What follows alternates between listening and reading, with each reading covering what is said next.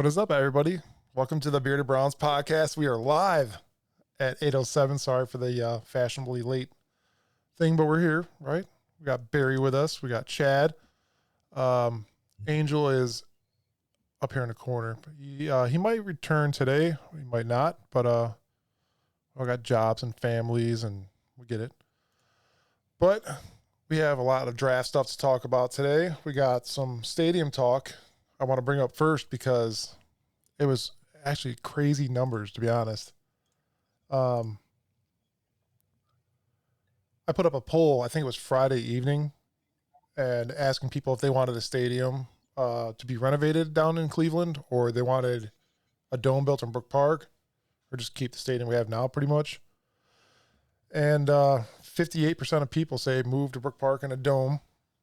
19% said stay in Cleveland in an open field, and 23% said renovate the existing stadium. And that was surprising. 402 votes. So, I mean, what is your guys' outlook on this? Because I say move to Brook Park and just build the dome. Well, I said I'm curious to see Barry's thoughts on this, but I'm solidly okay with the idea of moving the team to Brook Park and building a dome. And like I had said on the previous podcast, it's mostly because I think fans will come around to the idea of the benefits of the dome once they're in it, once they're in that atmosphere, once it's a little bit warmer, once it's loud and rowdy. But I'm just always been a big like renovate downtowns, lakefronts, like type of guy, and I just feel like moving the stadium away from that area almost forces the hand of kind of Cleveland leadership to try to do something useful, new, and unique along the lakefront. So some of it has to do with the Browns, but I think some of it is that underlying hope I've always had that I'm going to fly back into Cleveland and that area is going to be all new kind of social scene, parks, shops, something or other. And so I'm still kind of holding on to that hope. And the only way I think there's a nudge to Cleveland to do it is if all of a sudden there's that big open chunk where they feel like now if the team is gone, I need to do something here to like quell that missing piece. Barry, what do you think? Well, I think I think there's several parts to this. One, the first part is leaving downtown. Second part is renovating the stadium. The third is moving out into the country. If you renovate the stadium, I saw a football life on how they built Cowboy Stadium, and they have arches that go from the earth into the air, back to the earth, and there's a pair of where they put this retractable roof on it so that it slides. How much would something like that cost to add to the existing stadium? Because the roof has to be supported by all the structure around the stadium, not in the center stadium. There can't be any columns at all, zero. So I think the cost, how putting a dome on an existing stadium has got to be astronomical. It can be done. Yes, it can be done. And if you're going to put that much cost into it, you might as well just build a new stadium and engineer it into the building itself. Now, leaving downtown, okay, I can see that. I've been downtown Cleveland. I've stayed in a hotel that was in walking distance of the stadium. But the city will just maintain, and they'll just after a while you won't even think about there used to be a stadium downtown, used to be another stadium downtown. Well, that one's gone. Nobody's talking about Muni Stadium anymore. Nobody's talking about where the Indians played and where the Browns played. Now the third thing is moving out into the suburbs or moving out into the sticks. Here's the advantages to something like that. Number one is you get plenty of property by doing that, and you get it cheaper if you don't tell anybody. It's like when Disney was looking at going to South Florida or going into Florida, they first looked into Northwest Florida, just above Panama City, but the St. Joe Paper Company wouldn't sell any of their property, so they looked at Central Florida. They did not tell people when they were buying up property that they were the Disney company. They bought all that property cheap, and then they had all this land. If the Haslams have done that, and I don't think that they have bought the property yet. I think they have just you know put a reserve on it, but they have got to get that property fairly cheap. If you get all that land, number one, it's accessible to the interstate. Raise your hand if you've been able to find a parking place downtown in Cleveland to go to a Browns game. East I 14th mean, and it's St. just Clair. That's where I got to park. when I come into Cleveland to see a game, I stay at a hotel and walk to the stadium. I don't park anywhere. I park in a thing that charges me so much today. I don't drive anywhere. I don't go anywhere. I stay downtown. And because it's just a bear maneuvering around the city, maneuvering downtown, and I've already got a parking spot, it's paid for. So if you've got all this land out there, you can accommodate as many cars as you want and as many buses. There's all kind of buses that will go from the city of Cincinnati or the city of Indianapolis that Browns will charter a bus and go to a game in Cleveland. It can accommodate hundreds and hundreds and hundreds of buses. Another thing is it's going to be easy in and easy off. If you got it right along the interstate, let's say that you do 3 exits, and if they design it well enough, if you're coming from the south, you take this exit. You're coming from the north, you take this exit. It's you get in. Yes, there's some congestion in there, but you get in, you work out the parking lots, and when it's over, you're not waiting forever trying to leave and go home. Another thing by doing it out in the sticks like that is you can decide what businesses are around you. So if you've got restaurants and you've got bars and you've got gas stations, you can dictate and sell this piece of lot not to McDonald's, but to something more a little bit higher end, like a Ruby Tuesdays or a Chili's or something like that. You don't want a Burger King or a Popeyes or a Church's Chicken. You got something so you can decide what businesses are all around you, and that can be something that could be placed into the game day experience to where you've got tailgate parties at this restaurant, this place, this area. Another thing is they can charge for tailgate parties. They can set up their own lots. They can set up their own situations, and they can charge people to tailgate by the person. You take like a Muni lot right now. Let's say that we want to tailgate there. How are we going to get in? For one, we're parking a mile away. Then I see where people start parking for Muni lot like Friday night, and they just kind of camp out their spot there because it's so congested and so many people there. Now, as far as the dome goes, I will see a Cleveland game in September and I will see it in October, but I am not sitting out in the cold for 4 hours. I'm just not. I can't get warm enough. So you got that wind that comes off of Lake Erie, and that amplifies it. But just the cold and the frigidness of it itself, and all the layers you got to put in, and all the stuff you got to bring in case you get colder. Drink lots of beer at that point. Yeah, I think sometimes I battle. Sometimes I battle a little bit between like, ooh, I want Cleveland to be that toughest fan base. Like we brave the cold, we brave the weather, and then when it actually comes to me being there in December, and people are like, "You wanted to go to the game?" And immediately I'm like, uh, "Do I? You, I could you remember probably the just watch playoff? it at a bar." Yeah, you remember the playoff game last year between no, not the playoff game, the regular season game The between Jets the game? Chiefs and the Dolphins at Kansas City. Oh Oh, my that game. gosh, Yeah. there's a ton of people 30 hospitalized. 30% they said may lose a toe, a foot, or a leg. 30% of the people from that game they're talking about that could actually happen.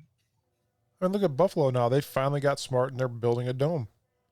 That place gets Yeah, wrecked with snow. I mean, I horrible. know. They're How yeah, many games are they get in fear of just losing because they can't get enough people there to shovel out the next morning?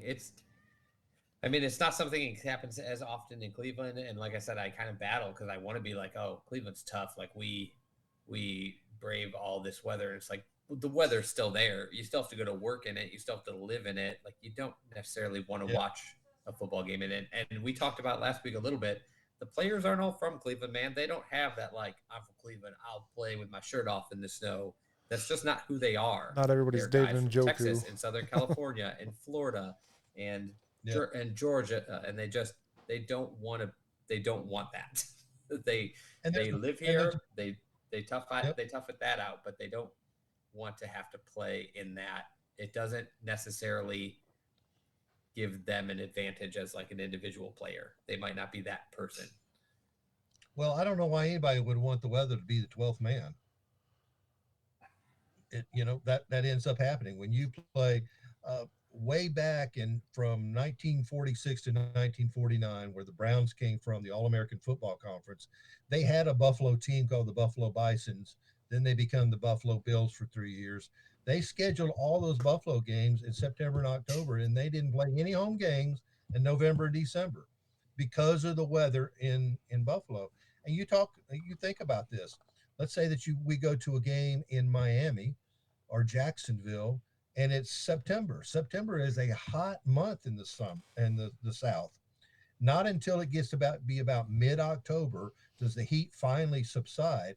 But if we're going to go to a game that's 98 degrees outside, which means it's 140 on the field, you got to have an indoor interior situation that is regulated by the coolness of it. Tampa's the same way. Nolans and Dallas and Houston, uh, Phoenix, those are and Los Angeles. Those are all very very hot places, and to have an inside situation. Oh, Las Vegas. I've been to Las Vegas in March and it was 104 degrees at night. But if you've No. got a heated situation like that they can air condition, why wouldn't you do that? My brother lives in Indianapolis. We went to a Colts game. It was 9 degrees outside. We went inside. We took all our clothes off. All we had on was just a light long sleeve shirt, long pants, and it was good. We got to see the game, but we didn't have to worry about having to bring more more shirts and more hats and more gloves and glove warmers and hand warmers and in a bag in case we need it. You just went to the game. I do want to talk about this for maybe 5 more minutes, but my biggest thing is you guys want to say that that's our go-to is we have the weather behind us. So what happened when your team went 0-16? Where was the weather to help you there? Like, it's not the excuse we could pull off anymore, to be honest. In my opinion, it's not. Move on, Yeah. build the damn dome. Let's play some football. Deshaun Watson, Texans, he's used to playing in a dome. We've talked about this before, Yeah. Chad. Yeah, and I think I think a lot of fans that drop to that like, oh, you want like the weather to be part of your home field advantage are still the people that think the direction of football can be just grinded out with like a tough interior line and running backs. And like, of course, that's going to stay part of the game, but the game has shifted to like putting the ball in the air, trying to get speed on the field on offense and defense, and trying to spread things out and really like make big impact plays. And the cold makes that tough, which makes it tough for you to build that style of team. And that style of team is going to get to play in a lot of warmer weather cities and domes during the end of the year in playoffs. And you don't want to be the team that has to put all of your focus on the trenches and the running game because you're a cold weather city, because there's no guarantee that everywhere you play in the playoffs is going to be that place. So you don't want to end up playing down in Miami where they're the fastest team on the field in all of the NFL and you can't keep up because you tried to build some grind 'em gritty like winter football team. I just kind of sometimes think like, Yeah. and you can do both. You can be somewhere cold. We just talked about the Chiefs. They're in somewhere relatively cold, but they did not build their team to be this just cold weather team. And I feel like that's what sometimes Cleveland wants the Browns to do, is just build this cold weather juggernaut. And I just don't think Yeah. it's realistic. You can't Well, let me realistically do ask that y'all when something. players are from Texas. Let me ask y'all something. Would it bother you for it not to be in actual Cleveland, that it to be in a different town altogether, like Brook Park? Does that bother you as a fan? Go ahead, Chad. I don't think it bothers me at all. I think, I don't remember the percentage, but I think like 30-40% of the league has their stadium, if not outside of downtown, outside of like the main zip code of the city. And because it's close enough, because it's in an area that, as you mentioned before, has good highway connection and really good connection to the whole circle of Cleveland and the outer parts of the city, allowing a lot of people to get to the game. I don't. Yeah. I think it's almost as inclusive as it would be, like discluding people from being right in Cleveland. So it doesn't bother me that it's just outside of Cleveland. I like that it is in Cleveland. I think it's cool that all our teams are downtown. And if they were planning a stadium today from scratch in 1997 for the Browns that were eventually coming in, I'd be like, yes, give us a dome, get it downtown. Maybe it doesn't have to be right on the whippy, windy, freezing lake, but somewhere around downtown in an open area. But because it's already been done there, and it's just, the options are either try to re-renovate this poorly built stadium in the first place in that same spot, or move it all and start over, that's where I'm okay with moving it, because I think the alternative is trying to kind of band-aid the stadium you have now. And I think that's a big thing for me, because it would be different. I might have a different answer if there was no stadium at all. And it was like, do you want us to put it here or do you want us to put it there? I might say, put it in Cleveland, put it somewhere around downtown. But because the option is fix up the one that's down there some way, or pack it up and build something completely new, but it has to be out of downtown, I think that makes the option much more appealing for me. And again, I think that if it were built in downtown in the first place, I get how that it's nice to have the TV cameras floating over Cleveland and you have that nice view of the lake over downtown and the stadium. But honestly, I would have put it somewhere else, because I think we are underutilizing the lakefront as it is, and having a eight Sunday a year stadium in that plot of land, I've always thought was like a missed opportunity to have more of a daily potential in that spot. Yeah. The costs are 1 billion to retrofit a dome, or 2 billion to start from scratch. Now, Yeah, and you're if you do two retrofitting a dome right on a stadium that needs a lot of other work, don't you think? And so you're still going to be exactly. behind as far as like Yeah. having a comfortable stadium with like a really good layout. Mhm. There's plumbing issues. There's just all sorts of age related things and like original design related things that you don't fix, which means in 10 years you're looking at that and saying, well, the dome looks good, but we got to fix a whole lot of the inside of this stadium. And I just think you're setting yourself up to constantly be like updating a clunker of a stadium. That's just it. 25 years, we've got a new jumbotron and facilities. That's pretty much all they've done to that stadium, and I think that cost a couple million just to do that. Yeah. So duct taping the stadium together isn't my ideal situation. It's not comfortable when you go there, because I'm a big dude. I'm 6'6", 305 pounds, 6'5", 305 Yeah. pounds. Sorry. Um, Yeah. to go You're there and right. sit in the seats is uncomfortable. It's horrible. I have fun because I drink, but other than that, I mean, the Haslams did go down and meet with the guy that built the Viking Stadium. I did hear that. That's a rumor going around. That's one of the nicest stadiums out there. I say keep on working with that guy. Let's see what we could pull together. If the price is right, I don't mind coming out of Cleveland. That land that they're talking about building a new stadium on was It's so annexed close. to Brook Park. It is literally, Yeah. you could jump into Cleveland So I am in no shape or form. Not only that, it's closer to me, so I'm okay with that. Yeah. I But know, and I hate to think of anybody except for actual Clevelanders, but if you're a big fan of the Browns and you're in Akron, it's going to be awfully, easy to get to that open of an area versus trying to get yourself downtown, right, where you could actually go on a game day if you wanted.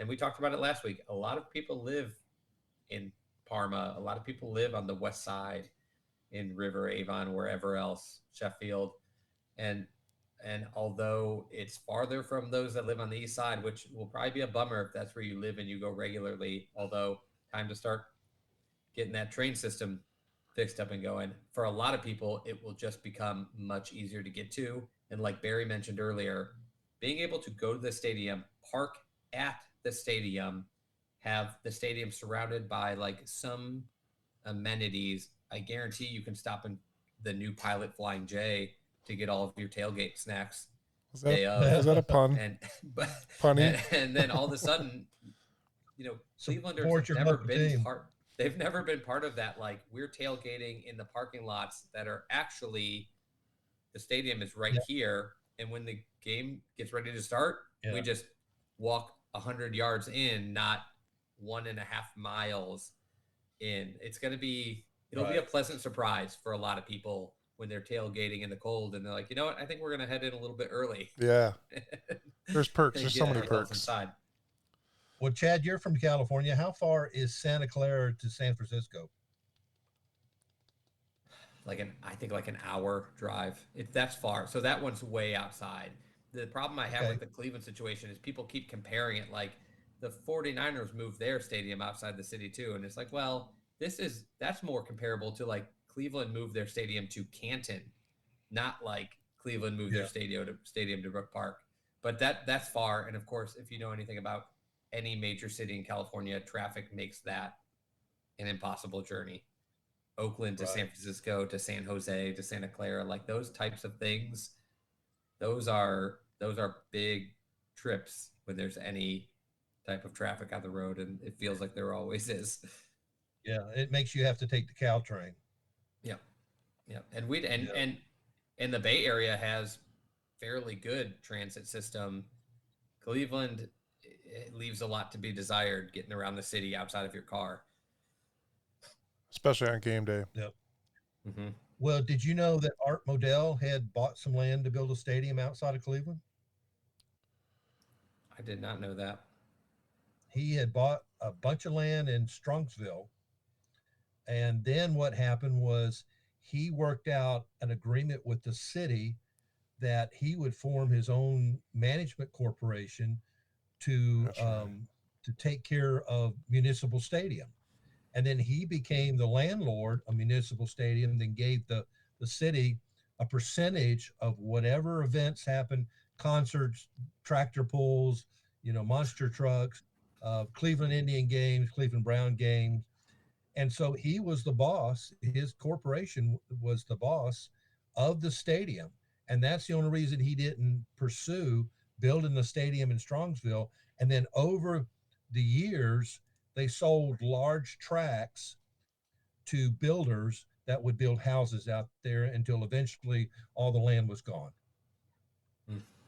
That's a shame. Now, knowing what we know now, that's a shame that that land wasn't still available. Because man, Yeah, of and course, Art Modell that was wouldn't have had the same kind of resources as our current owner to actually financially get something done there. But I'm sure they I would don't have found a know. way to make it work. I think Art Modell was a shyster. He only put in $400,000 of his own money to buy the Browns, and he bought the Browns for 1.5 million.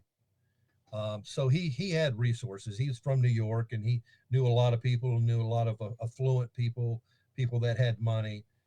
So he would have found a way to do it, and plus he would have worked it out where the taxpayers paid for the majority of it.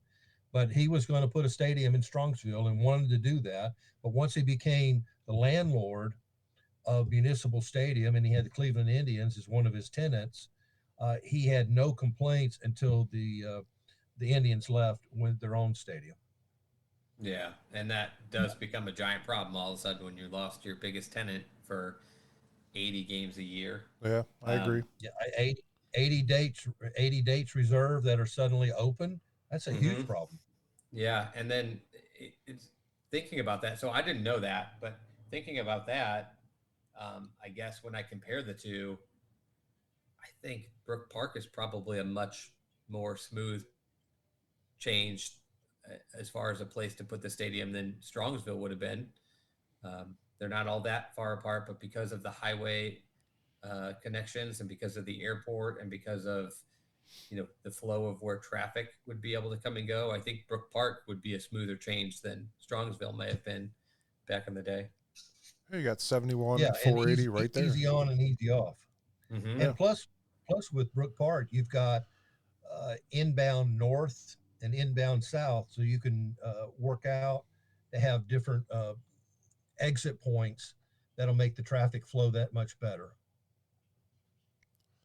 I agree. I've been by that lot quite a few times, and I believe it's 173 acres. Um, what I did hear is that Amazon was going to buy that land that they were looking at, the Haslam's, and Amazon backed out. So the company that was going to build on it for Amazon bought that land, which is probably the smartest thing to do. Yeah. Think about that. You bought this land that Amazon backed out of. I'm sure Amazon still had to pay somewhat of something, so that company still made out for what they've done so far to the property. But now they're selling the dirt. You can go there and buy dirt. They're selling that. They're making out on this property hand over fist, no matter what. I forget the name of the company, and I'm not going to sponsor them. No, they're not paying. No, but yeah, it's a shoo-in. The land is good, and you're right next to the airport. You could fly in and watch a game and walk right next door. I mean, why not? But enough stadium talk. Yeah. We are going to take a quick break. We have to do that. Little word from our sponsors, I guess, and then we'll get right back into the big almighty draft talk. You guys ready for that? Yeah. The name of the company is Blue Abyss, by the way. No, that's not it. It's the actual construction company. Oh, gotcha. I forget the name of it. I'll try to remember it. If I do, I'll send it to you. But yeah, we're going to take a quick break, and we will be right back. What is up, everybody? Mike Wilkes here from the Bearded Browns podcast, letting you know that we're going to be working with Mistakes on the Lake Clothing. They have everything you need. Why not check them out? If you want to go to their store, it's 4542 Liberty Avenue in beautiful Vermilion, Ohio. If you want to contact them, their phone number is 440-670-3145. They have everything from Cleveland to Columbus gear. They have Lake Erie gear. Why not check it out? It's all great stuff you can get for your wife, your kids, your newborn. They even have onesies, shirts that say good moms and dads don't raise Michigan fans, just Ohio stuff, and it's awesome. So be sure to check them out. They have everything you need. Even the candles, custom coasters, can koozies, wine tumblers, phone grips, everything, stickers. It is awesome. Check them out. Do not be the mistake on a lake and regret this decision. Go and check them out.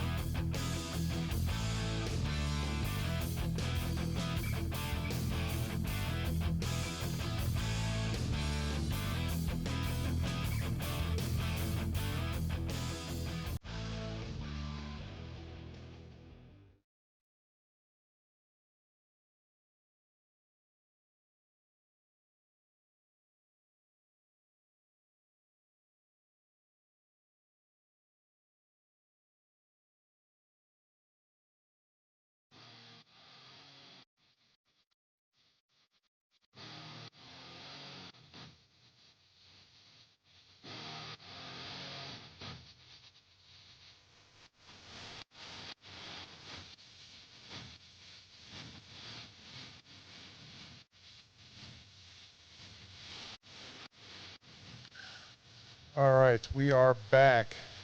Man, are you looking up some draft stuff on that phone of yours? No, I was going to tell you to mention that I work for dogsbynature.com. Oh, absolutely. I like that. I meant to do that. That was Angel's job, and he's not here. So I'm kidding. Oh yeah. He was Uh, supposed to bring Krispy Kreme too, Yeah, it's and easiest we're to all blame him. yes, it is because he's not yeah, here right now. we're all still hungry.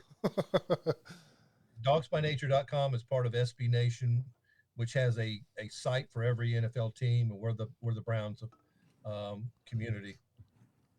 Yeah, they're Do we on have the best every. name out of all the SB sites? Yeah, I think we do. Some of them are kind of far fetched, but Dogs by Nature just seems to fit. Got a cool logo, and we got a room full of talented writers, and including our editor, our producer, and it's a good time. And we cover the Browns. I mean, we spit it out every day. There's two, three, four articles that you have not seen before, and instead of it being stagnant and articles staying up for 2 or 3 days, no, these articles come up by the end of the afternoon. There's three that have replaced it. Mm-hmm. I do see you guys' And work a that's lot. yeah, and that's DAWGS by nature.com. Yeah, they're on Twitter, Facebook, Instagram. You guys are everywhere. Yeah, we try to be. We pump it out. Yeah, and you're right. You guys, I think the thing that I know about Dogs by Nature is there's always like, whether it's around draft time, off season, there's always a handful of topics coming out, um, Yeah, covering all yeah, sorts of different areas, whether it's potential draft picks or whether it's looking at by positional uh, uh, player stories, or I kind of like I they what? sort of, I think they sort of, Dogs by Nature sort of is the epitome of what I always sort of say a little bit about Browns. I don't know, media and news in general, is that, from the other side of the country, I'm kind of in Chargers world here. I'm not that far from LA Rams world. The amount of Browns content out there is just incredible. We have so many great uh, media sites, and Yeah, there's always some content. There's more podcasts, more stories, more websites than, I don't know, any of the other teams in these different towns that I've lived or spent a lot of time around. But I think that kind of follows that Dogs by Nature is kind of that key site of like, we are able to just pump out some kind of information for you all the time, because Browns fans just absolutely can never get enough Browns. So yeah, it could be like and when some, mid-March and there's a ton to talk about. Yeah. yeah, and when something happens, we cover it. Like today, the Browns had a virtual interview with TCU running back Manny Bailey, and they've had all kind of players have come in for their top 30 visits, and we keep track of all that. We Mm-hmm. follow that. We tell you what this player is, and you may not be familiar with a player like that. So we go into their college background and their combine and their 40 time and how many what their broad jump was and where they went to college and what happened and coming out of high school, what kind of 3, 4, 5 star players they are. You cover all that. You get the reader kind of acclimated to what the player is, because when you read something like Trey Benson of Florida State, running back, you say, okay, what about him? Well, we go into that and we spit out what exactly their college career is like, and then you as a reader can say, yeah, that'd be a good pick in the third round, or that'd be a good pick in the fifth round. And we don't just go the high round pick guys and then leave off the rest, because we know that somebody like Wyatt Teller was drafted in the fifth round, so the fifth round's important. Could be. Yeah. Yeah, I think it's kind of interesting too, because when you look at these visits, what do they get? They get something like 30 like premier 30. visits, or Mm-hmm. Yeah. and you look Yep, at these, and 30. I think a lot of people are thinking, well, okay, you take maybe 10 guys that you could take in the first round, you get in like 10 guys you could see in the second round. When you really look at some of these guys that you and the news source highlight, they're guys that are at least anticipated to go all over the place. First round, second round, fourth round. Like, it's not just like, okay, this is a chance to get in the top quarterback prospects, or guys look these scouting departments and GMs look at guys who could go at all portions of the draft, who they need an extra chance or a first chance to really get in front of them, whether they did not get an interview with them at the combine or a pro day, or whether they just see something they like or they have questions. It's just it's interesting to kind of see where all these guys are coming from that they're taking time out to look at. Yeah, and you have to look at all rounds. I remember linebacker Eddie Johnson in the 80s with the Schottenheimer year. He was taken in the 7th rounder. What He was about my center Mike flag Babb? football coach. He was right on. Yeah. Right on. What position did you play? Wide receiver. He came Oh, over to my right house on. and ate 2 bags of bagels. That's what that guy did. My dad was my football coach, and he was like the assistant real coach. My dad wanted to just be called the coach. But yeah, Eddie John, man, I have a trophy signed by him in my basement somewhere. Wow, that's a good story. What a connection. That's real good. Yeah. I just Yeah. called him Bagel I mean, Guy. center Mike Babb, he was taken in the 5th round. Nick Chubb was a 2nd rounder. He wasn't a 1st round talent. So you got to He pay had some attention injury to concerns. Yeah. Yeah, that's true. Well, he blew out the same knee in Georgia. Yeah, and well, not only that, not only did he have that injury, he came back from it, but as partially due to that injury, he was sharing carries with some other pretty good backs throughout his career. So Yeah. it wasn't quite as clear of a picture, but man, yeah, you're right. You just got to know that that's your guy, and he's going to be available at that spot. In some positions, we know this from watching the draft year after year. Some positions just don't drain out in the 1st and 2nd round. You know, if you're looking at linebacker and you don't think you're taking the first linebacker off the board at the 23rd pick because maybe you're the Browns and one year you're picking 7th, the top 5 linebackers may still be sitting on the board for several rounds. You have these positional groups where you've got guys ranked, and a lot of receivers, a lot of edge rushers are going to come off the board early. But some of these positions don't begin to get picked until late in the 1st round, and then there might be a gap, and then they start to drain away much later. Tight ends. There's just a lot of positions where if you're not looking to take somebody who really stands out early, there may be one of your guys in your top 10 rankings who is several rounds down the line still sitting on the board.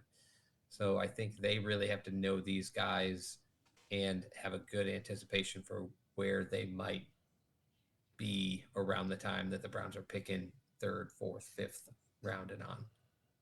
And with the Browns not having a 1st round pick the last 3 years, the Browns traditionally since 1999 being the new Browns, their 1st round picks, other than say Joe Thomas, Phil Taylor, Joe Hayden, Alex Mack, name a 1st round pick that really did pan out. I mean, you got Brady Quinn, you got Cameron Wembley. Now Braylon Edwards had a year, but Kellen Winslow never did have a year. Jeff Faine, the center.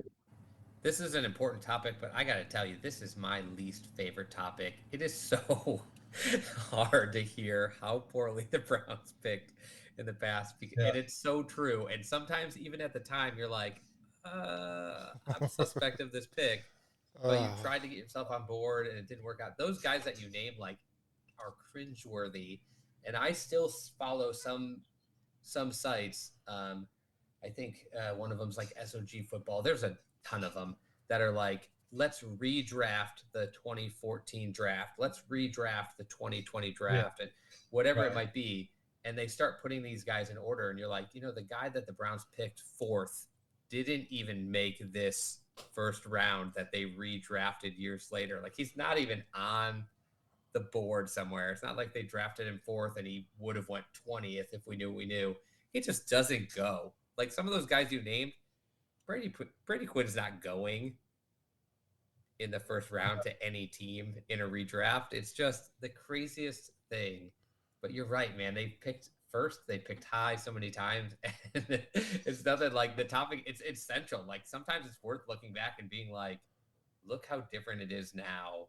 I know we're not picking in the first right now because of how many we traded away for Deshaun, but like just even in the last couple of years, um, we're talking about how big of a miss like Jedrick Wills is as far as like where he stands as a guy that was picked in the first round. But years back, the Browns had guys that shouldn't have even been starting for a football team anywhere that they were picking, right at the top. And it's so tough Well, to see those lists. If we're redrafting, we're going to have to start with year 2000 when we took Spurgeon Wynn over Tom Brady in the 6th round. Now, of course, the Browns took Courtney Brown in round 1, but we're going to stay. We're going to keep Brady in the 6th round, and we're going to take him over Spurgeon Wynn, who was like 6 slots apart. It's just nice to have like redraft, like what we talked about, like just more recently from probably John Dorsey on. If they did a redraft of those drafts, at least the players we picked who, Denzel Ward is still going to somebody. Maybe he doesn't go 4th. He's still going. Yeah. Oh, yeah. Pretty high. Somebody is taken. They probably wouldn't have. I mean, Lamar Jackson's going first, not Baker Mayfield, but Baker Mayfield's still going to somebody in that redraft who needed a quarterback. The Browns. Yeah. maybe us 4 picks later. Who knows? But yeah, I feel it's encouraging with how much better it's been lately. It's always like it never really settles seeing what it used to be like, seeing how poorly this team executed the whole draft. I mean, not just early picks. Like you can you go back to here's the Browns draft in 2007, and it's just miss. They get a rotational player out of some of these drafts. The whole draft. Yep. It's astounding. I watched a video the other day about quarterbacks since 1999, and it was so aggravating. I realized how many draft picks we had, and most of them were quarterbacks. But I never realized how much we switched quarterbacks in midseason due to not even injury. Just this guy is. We drafted one. Yeah, we're just going to put him in. Oh, you know what? We're going to let him play a game. We're going to take him out. We're going to put you in. It happens so much. And the video was kind of annoying because it had like this. Every time they switched to quarterback, it played some music. And it was horrible to watch because you heard that song, I'm not kidding you, probably 60 times. Just of switching quarterbacks. Some of them were due to injury, but most of the time it was pulling them right out of the game, throwing somebody else in. That's why we have that world famous quarterback jersey with 50-something names in 20 years. But yeah. Take RG3 out, put Cody Kessler, the rookie, in. Yeah. Oh man. It's just like anything. It's like the team's not winning. How about anything but the starter? Used to be pretty much like the theme.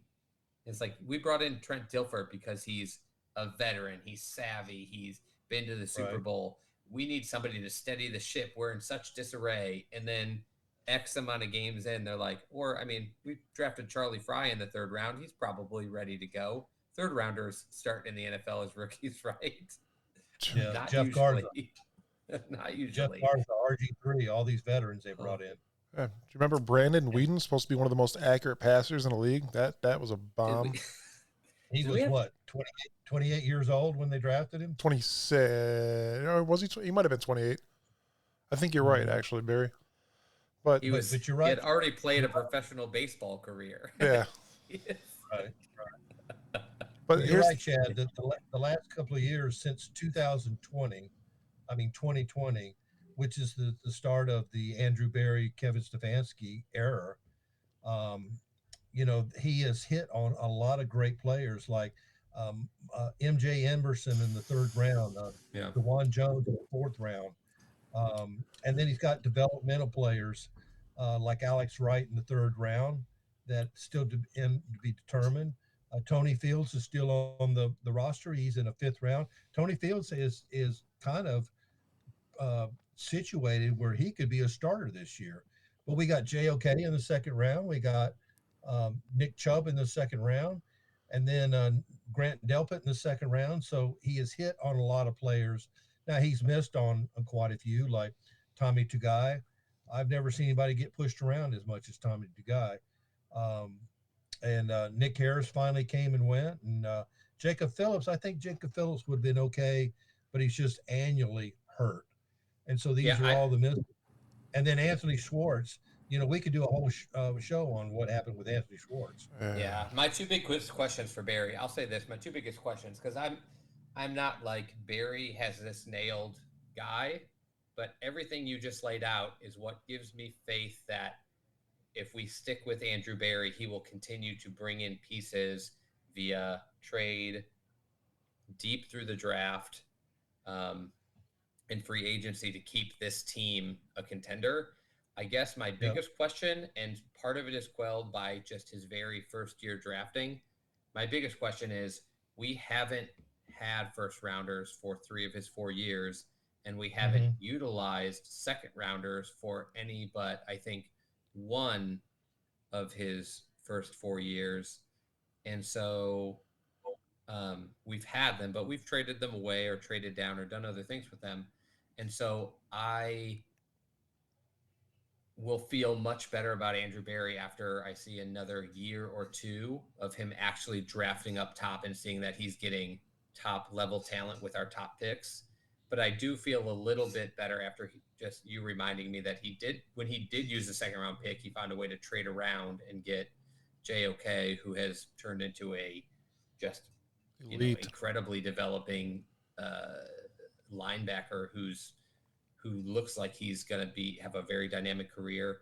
And then, it's not like he had blew the world away last year. He had kind of a down year, but in general, as a late first rounder, Greg Newsome was a pretty decent pick at that time. He came out as a rookie and was able to step right in as a starter.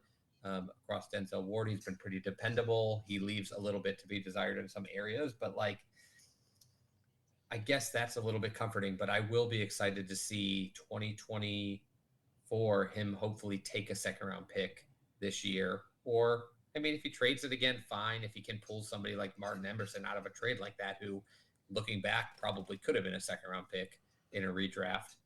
But I'll feel better after getting to see him take a consistent first and second rounder with just a normal draft layout: first, second, third.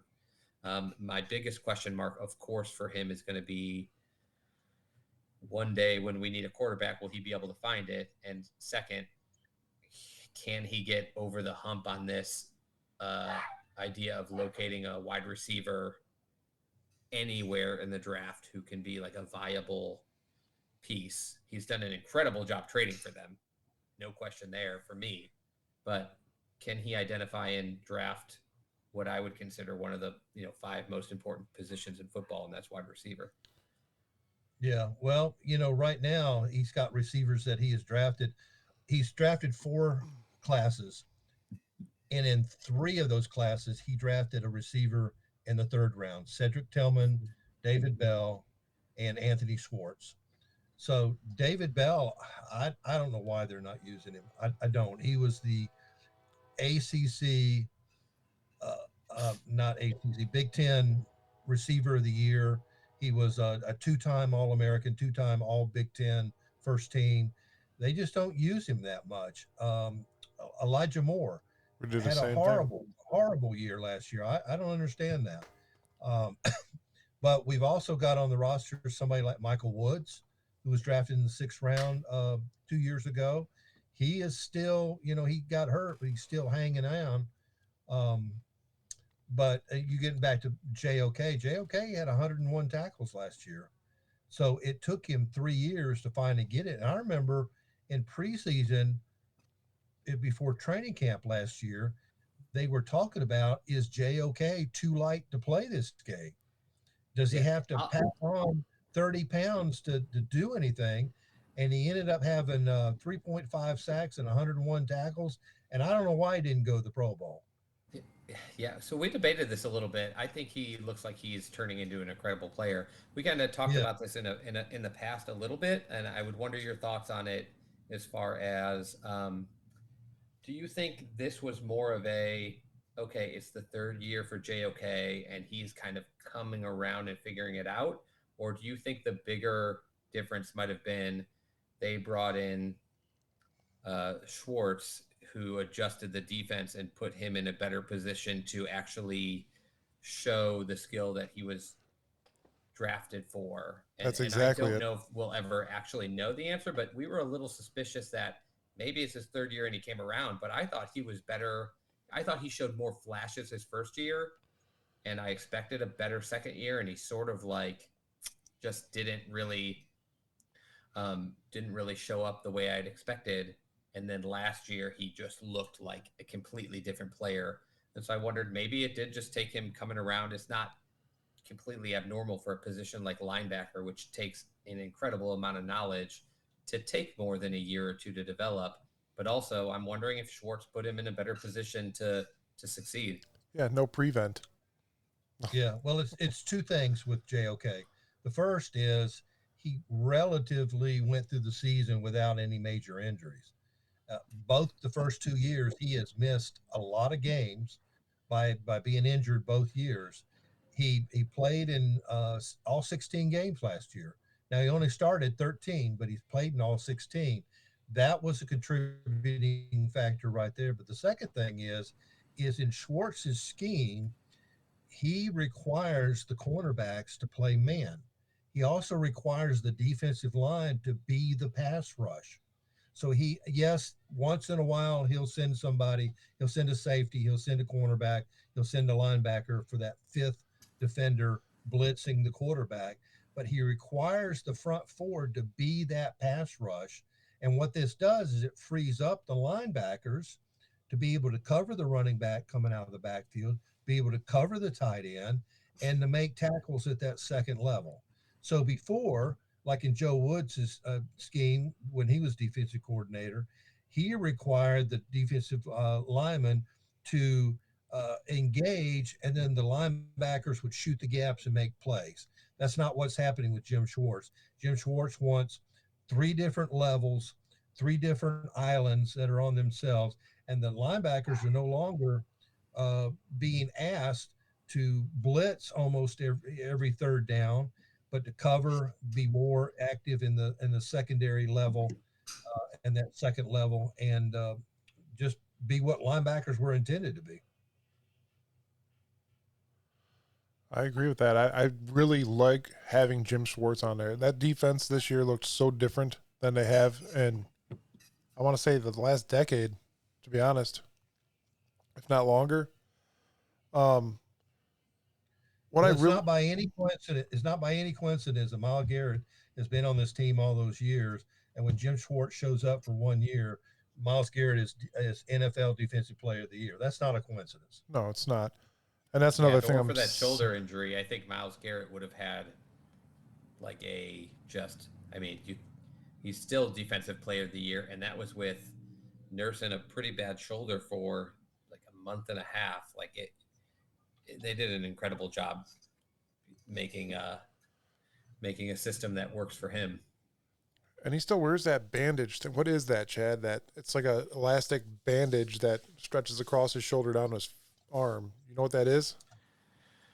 I don't know. I'd have to see it. Is he wearing kinesio tape? I thought he was kinesio taping for a while. That might be it. It's like it looks like a regular band-aid, but it looks like 3 or 4 of them going down his bicep. Yeah, he's wearing kinesio tape. It's like an elastic bandage that's meant to kind of pull and compress the shoulder. It's not incredibly strong, but it does give like a little bit of feedback and a nice stability feeling, so that your muscles can kind of stay engaged to protect the shoulder that might be loose from a dislocation or was separated at some point. So it offers a little stability, but a lot of it is just a way to help your muscles kind of stay engaged. Is why he would be using it. Is that from structural damage, Chad? I mean, people can wear it for so many different times. I think the reason he was wearing it because um, after that accident, I think his shoulder probably, two things that can make your shoulder feel really unstable is a dislocation, the way that Baker Mayfield had one a few years back, or a separated shoulder where your collarbone actually pops up and comes off of the shoulder complex.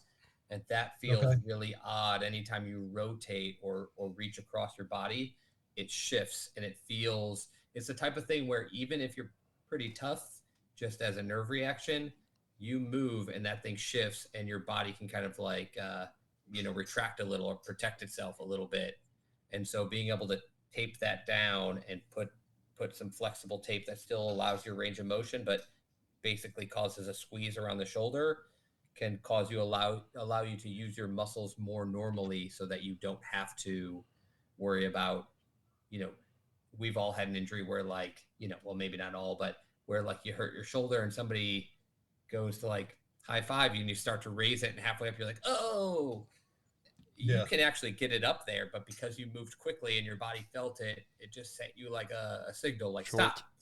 And so it Yeah. helps, yeah, it helps keep that feeling of stability, so that you don't have those instances of spasm or retraction. Yeah. Like a hamstring that lingers. Yeah, yeah, and that's and that might be the lingeriest of the injuries. But yeah, there's a lot of it usually is for a feeling of stability, either from a muscle injury, like a strain or a partial tear, or a joint that's become a little unstable. So Hey, he should Mike, be we back learned. to normal, but I'm not surprised if he lifts it and still practices with something like that on, because I'm over here there's not really practicing any now. downside except for you have to get it on there, and they have trainers to do that for him. Their PTs will put that together for him. Hey, Mike, we learned a new word today, lingerist. Lingerist. That's the lingerist The one. lingeriest. Yep. I like that. So what sparked this actual show happening today was Chad. Chad had a thought, and he texted us last week and was like, "So, how do you guys grade a draft? Like, what comes into mind when you had to grade a draft afterwards? Like, what do you think?" And I'm like, "Well, in my opinion, really, there's no way to do that. Generally, after the draft, you got to wait. I would say 2 to 3 years. You got to see the player play, because we've talked about it, where college and the NFL is completely different. It is a totally different league. Even Barry and I talked about it a little bit this morning. Um, some players can adapt to that, some players can't, and that's just how it works. So you need to see a player's progression. I think within 2 to 3 years, give them a little bit of time. Obviously, they're not going to. Usually, a lot of rookies don't start their first year. Some of them do, some of them don't. Second year, that's your first big year. Third year, you're in. You're either in or out. I mean, to me, 2 to 3 years. That's my usual average there. And I think that's true with anything. If you're going to learn how to cook, you don't know how to cook until you've done it for a while. I mean, we're not talking about making macaroni and cheese with so much water, so much salt, and cook the noodles. We're talking about making dinners and making food. That's anything. So for a pro football player, because college is not the NFL, college is not even close to being the NFL. Number one, they only play 11, 12 games. The NFL plays 17 plus 3 preseason games plus playoffs plus training camp. You've got to be able to withstand all that drudging and going through the year, and your body has to be prepared. Because let me tell you, in the fourth quarter, you either have legs or you don't. And in the last part of the season, after you played 12 games, your college season is over with. You still got 5 games to go, and hopefully you've got the playoffs, and you got all those games to go. That could be a half season from the time college starts or ends right there. So um, it's going to take years. And then another thing is they've got dietitians, they've got training facilities. You talk like last year we had Siaka Aki, the defensive tackle, and we had Dwan Jones that came in. Both were huge, huge, huge bodied men. Well, first thing they did was put them with a nutritionist, told them what to eat and when to eat and how much to eat and what time to eat it. Then they put them on a running schedule and and a workout schedule. And both those players lost poundage, but lost water weight. And Dewan Jones ended up being a starting offensive tackle in the NFL. But it took people that are paid to help you and paid to do what's best for you as a player so that you can do 17 games and you can last an entire season. Not only that, you got toughness of schedule coming out of college. That's a huge factor. You got to play. You can play weak teams all year long. That's why I don't like college football, especially with Ohio State. You play Akron. I mean, come on. Like there's got to Yeah, be well, some kind of leeway. What's wrong? Hey, that's what's wrong with Akron? that's a Everything. design. That's a design for two things. Number one, Akron needs the money, and number two, Ohio State needs a cupcake game between leading up to a game like Michigan or Penn State or somebody that's hard. Those games are always, and if you notice, Akron is not hosting Ohio State. Akron is always playing at Ohio State, and Akron needs that check. They need it all the time. That all these smaller teams like this. You play Toledo, you play Sanford, you play San Jose State. They need that check from Ohio State to keep their programs going, and they're willing to play that. They know they're going to get beat 58-10. They just know that. But Ohio State needs that to where they can rest players for a half or three quarters or whatever it is, because the next game that's coming up is Penn State. Penn State's hard, or Michigan. Yeah, but So at the those same games time, will that doesn't always be happen on in the the field. NFL. You go out there, you got to play every game. That's right. That's right. Absolutely right. Yeah, the team in the NFL that comes in dead last will will definitely beat you if you don't come, ready to play on Sunday, which is a different ball game. And Yeah, and you think about it as a player, you can be an offensive tackle in college, and you can dominate 8 out of 11 defensive ends you meet. But in the NFL, the guy in front of you is better than you. The guy that comes in to replace him on the rotation, he is just as good as you. So that's the difference between college and the NFL. Is in college you don't play as many games, and in college you can dominate the guy in front of you because that's the best they have, and he's playing for Montana State or something like that. Um, so it's different, definitely a different level. And players that I've talked to, I do a lot of former player interviews. I just interviewed Anthony Pleasant, defensive end.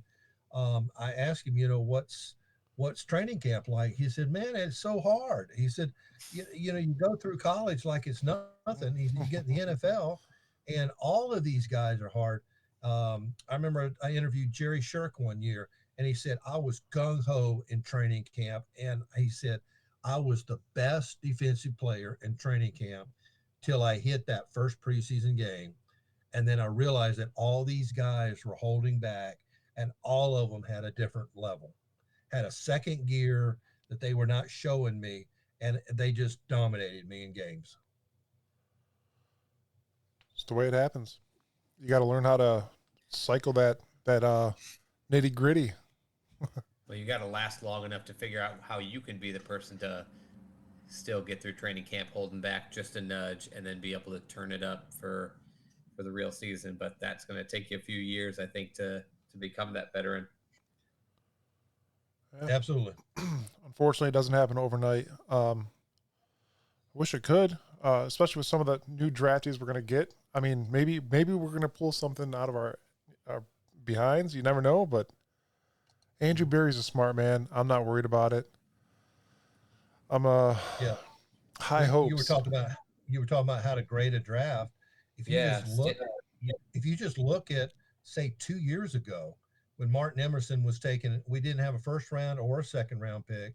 Second round pick went to the Jets for Elijah Moore. So our first pick was in the third round. We had three third round picks: MJ Anderson, Alex Wright from UAB, and David Bell from Purdue. But if you look at the rest of that draft, Winfrey, the defensive tackle, he's gone.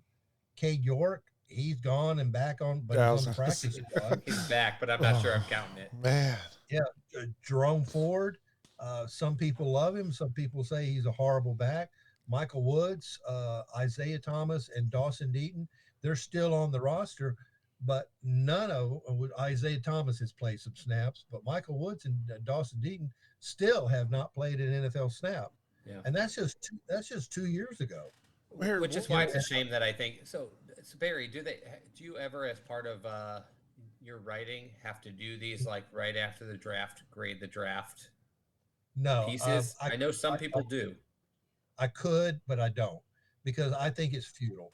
Uh, I do too. I think I've heard from some media guys um, that they're like, I hate it and I think it's so stupid, but my job yeah, wants one, and since I cover the draft, I'm the one that does it, and I always preface it with, "This is way too early," and I'm yeah, basically saying, did this team get perceived value, or did they fill the positions that I feel were the positions of need, and that is good, and if not, that is bad, or so I think that's what makes it kind of funny is like some of these guys will open with like, this is dumb, but I have to do it anyway. Let's say the Browns got a B because they needed a yeah, quarterback, and in the first round they drafted one, and they're short on linebackers, and in the second round they drafted one, and it's not an A because in the third round they drafted a guy that Dane Brugler or Daniel Jeremiah thought was a fifth rounder, and so right. that's not good. But Like Dewan Jones, Dewan Jones was being talked about as a second round pick, and he went all the way to the fourth round. Luke Weipler, the center from Ohio State in the sixth round, he was talking about being a fourth round pick. that guy you He went showed all mentioned up. the way to Perrion Winfrey. I remember when he was talked about as being a top second round pick. Um, exactly. and he just fell and fell and fell to the point where I was like, I guess take him now. Like if you know, take a shot. Um, but I do think Well, there's a way to grade a pick. Like it's been 1 year. They picked Dewan Jones in what, the fifth round. He started most of his season and he did a pretty darn fourth good job. I round. think as a pick, that was an A because you don't get a guy in that round that you expect as a rookie can start for your team. So like as a pick, we'll see how it develops, but right now that looks like an A pick. But if you're trying to grade that draft, you got another year or two before you see some of these guys become something. I do want to Yeah. go Well, off subject for 1 second. DeJuan okay. Jones knee injury. Chad, you're going to be the guy to know about this. I watched Kevin Stefanski's interview today, his typical Tuesday interview where he's very subtle and doesn't really tell you much. He No. said everybody is on path to recover well and play the season. DeJuan Jones is my biggest concern because that was the guy that filled that position and did a damn good job at it. Yeah. It happened the last game, right? Well, it was the Jets game that DeJuan Jones No, went it down. was Was it the that late? playoff? no, it was late. It was late. It was like week 14. No, I thought it was the Jets game, the last Jets game where we wore the whiteout uniforms. No, no, No? because we were playing Garen Christian at left tackle, and we were playing James Hudson at right tackle, and they played that for like 3 or 4 games. Wow. Man. And we got Garen Christian off of somebody's Oh, practice squad, yeah, you're right. You're and right. then You're we right. claimed Leroy Watson off of San Francisco's practice squad, That's right. and he played some snaps, And mainly now in we the traded Bengal. him back. Yeah. Now we traded him back. So he went down. So his injury was, I'll just say to keep it short, I think he'll be fine for this season. In fact, I think he'll probably be participating in a lot of off-season stuff and definitely training camp. I know it happened late, which is a bummer anytime there's an injury and it happens late. And I don't know the details of if they had to do a procedure on him with I think his medial ligament in his knee. I don't remember which one was torn. And that's typically not a surgical issue, but depending on the severity of the tear, they may have had to go in and clean up some tissue in order to kind of facilitate it healing correctly. But I would expect him to probably be back full go for this season. That was a sigh of relief. Yeah. To hear Yeah, because that. he's a heck of a player, and it would be a shame to have him sidetracked. The last thing you want is a guy who has weight problems being stuck with a big injury and unable to get back to working out and staying in rhythm very long. But I'll have to look up the details of the injury and whether there was a procedure for it. I wouldn't be shocked, like I said, if they went in to clean the knee out. Um, they don't talk about it much, but usually if you tear ligaments, there's a good chance you tore a little meniscus or have a little bit of cartilage that could have been damaged that you want to shave away or smooth back out. Um, but I remember at the time the injury thinking like, okay, this is something he'll come back from full go. Yeah. Well, I fully expect him to start this year. Yeah, my question is, I was hoping he'd be healthy enough for them to try him at left tackle if he shows that potential. I know he did it in college, and I know Jed was a right tackle in college, and Correct. I'm not like it's easy. Just swap them. Like just throw this guy on the left. Throw this guy. They've done that for years, being like, why don't they just throw this guy on the left? And it's like, well, they have spent years training to be on one side or the other, and not to mention some guys just have better mechanics and can handle one side and one level of pass rusher better. But for a rookie, like I said, he showed a lot, and Jed has continued to, although he's a starting level tackle, I think he showed some difficulty progressing, and I kind of was curious about that. If there was any point where they would consider trying um, DeWand on the left, even if not for this year, for the idea that we might not have much more time with Jed, and we've got Conklin still under contract, and so maybe there's a chance without picking very high anytime soon that you can try to get your left tackle situated that way. Because Barry Yeah, and I if actually, Conklin can stay healthy. Yeah, yes, that's a big problem, a big if. and Yeah, Barry, that's the a big last time you were on, you and I talked about Jed Wills and how sometimes he could just be squirrel right in the middle of a play, just squirrel, just not even care. right. Like Right. I don't like seeing that. I don't. I Such don't. an odd thing. And he's done it a couple times. I've witnessed it. I'm like, what? You're right there, I, Jed. Come on, dude. I have seen him just stand. Yeah. His man. If his man's got a first step that he can't control and it gets beyond him on the left side and he just gets past him, Jed just stands. Yep. Yeah, and the reality at tackle is, you're just buying time. It's not about winning like a physical battle. It's about directing a guy and holding off as long as you can. Every millisecond counts when it comes to a right edge rusher being able to get around the corner and get his hand on a pass for a fumble, or a big sack, or heaven forbid an injury. So those lapses are concerning, And the because penalties. sometimes he looks like he holds up pretty good. As a rookie, I thought, what do you know? They switched him from right tackle over to left, and he's really kind of picking that up pretty quick. He's going to be pretty darn good. And then he just has had some regression and just has not really continued to develop into what I thought he could develop in after multiple years playing that same position I'd be okay under with an them flip incredible flopping. or under an incredible coach. Yes. And Barry actually brought up Jerome Ford earlier. What was his name? Stump Mitchell. That was the guy we had before, the running back coach. Uh-huh. I Yeah. like that guy. But now we have Deuce Staley. What do you think that guy's going to do to the running back room this year? I do want to bring that up.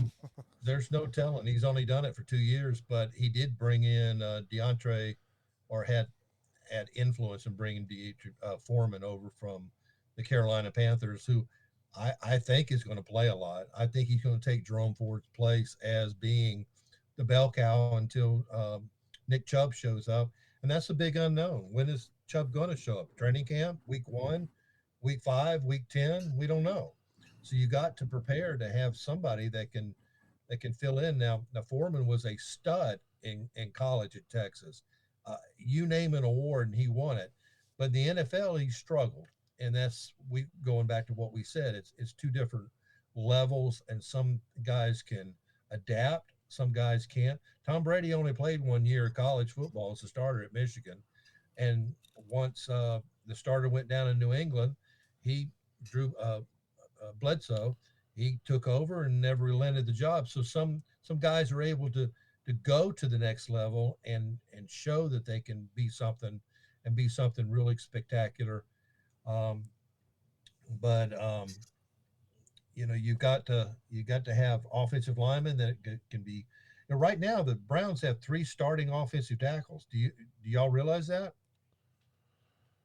We need Yeah, them. I think with the type of injuries that some of these guys have had, they probably need to hold on to all three of them. Yes. I agree. But at Well, Will, least the interesting thing is, I think Conklin's contract, will leave them in a point where they can't let him go early. But yeah, Jed, I he's think playing his fifth year.